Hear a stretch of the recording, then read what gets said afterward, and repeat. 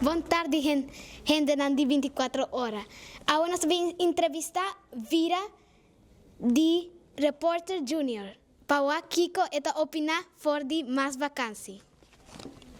Vira. Ok, nós vamos assim vou perguntar em boa também bisa que bota opinar para emocionar mais dia e vacância de escola. Ok? A mita pensa nos mister tating do China trend. Ito trend na onda tur gente di escola tabay ting mane yen taon. E nan tabay tating like drum in the middle e bala riba e drum. E na mister bounce e drum ko e taon. E cada via ko e bala bounce ta simang di vacância. Filma de pie? Yes. Danke. Ok, ele opina bom. Antok ban sigi. Que bota opina ku emocionang no meste haya huiswerk. A mita pensa que emocionang meste rust na casa e não maakt dat die huiswerk. Pas ze tá basically like school na casa e ze não tá echt leuk. Na meste die tempo para like relax. Ok. De três perguntas. Que bota opina ku emocionang meste traha les leuk. A mita haya na meste traha les leuk. Pa hobby motivo não passa ori emocionante mas motivar e ori na não meste echt hasi.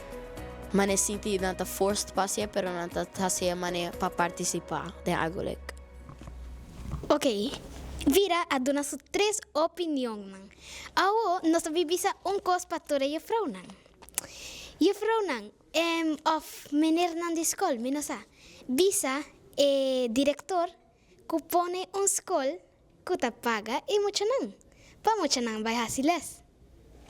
Danke para atender 24 horas. Ayo. Hello, bom dia, mucho nang. Eat your vegetables. Wow. Study hard. Mandare lang di 24 ora. Minam da kyushan I awim da interview. Kanam number? Ruben. I eda vai papia over di F1. Zo Kiko da papia over di F1. Amita ba papia over F1. Sobre amita kere ku tour hende kuta kore ding F1 car, mister kore ding mis soto auto. Sobre tin differente soto di team nang. E nang tutti no otro soto di motor. So amita hanya ku nang tour mister by ding mis soto auto. Sobre sino sun ku tine motor mas mio, tino chance mas grande pa bira world champion. I sei da bata pabiano di F1. Dam da kyushan. I Ruben. I sai da 24 ora. The China conspiracy.